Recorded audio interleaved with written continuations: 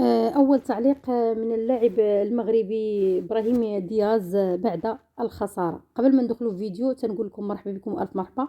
ما تنسوناش إخواني أخواتي من لايكاتكم ومن البارطاج الفيديو. اللي أول مرة كيشوف هذه القناة ما ينساش يضغط على زر الاشتراك باش يبقى دائما يتوصل بكل ما هو جديد ديالنا. من طبيعة الحال إلى عجبكم المحتوى أكيد وما تنسوش من التعليق أكيد وعليكم تفاصيل الفيديو. فمن بعد الماتش ديال البارح صراحه كلشي بقى فيه الحال وكلشي مصدوم كلشي متألم. الصراحه بقى فينا الحال بزاف وكنا كنتمناو اننا نهزوا الكاس بيدينا، ولكن قدر الله ما شاء فعل. فمن بعد ما ضيع ابراهيم دياز ضربه جزاء كلشي تصدم كلشي بكى كلشي بقى فيه الحال. شحال من واحد بدا كيسب وتيعاير وتيقولوا ماشي هذاك هو ابراهيم، ماشي هذاك هو ابراهيم اللي موالفين كنشوفوه، خصوص انه خدا احسن هداف. وكذلك بزاف ديال الناس اللي ساندوه وقالوا باللي هذه غير كره والكره ما بغاتناش وهذه كيبقى غير حظ، وباللي اللاعبين مساكن داروا حظ وما مكتبش انه هذا الكاس يبقى في بلادنا. فابراهيم دياز نزل واحد البوست على الموقع التواصل الاجتماعي ديالو انستغرام اللي تيقول فيه روحي تؤلمني، لقد حلمت بهذا اللقب بفضل كل الحب الذي قدمتموه لي، لكل رسالة، لكل عرض دعم جعلني أشعر أنني لست وحدي. لقد حاربت بكل ما أملك بقلبي أولا.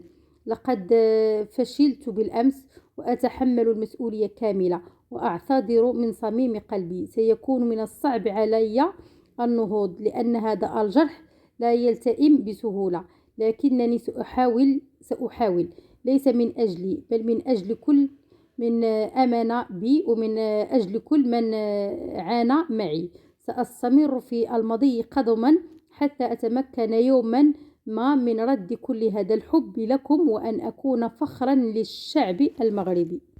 وتيقول ديما المغرب. ومن بين التعاليق اللي وصلت لابراهيم دياز من بعد ما نزل هذا البوست تيقولوا ليه ابراهيم رجل مقاتل ونحن فخورين بك، انت واسود الاطلس، انتم في اعيننا وفي قلوبنا فائزون.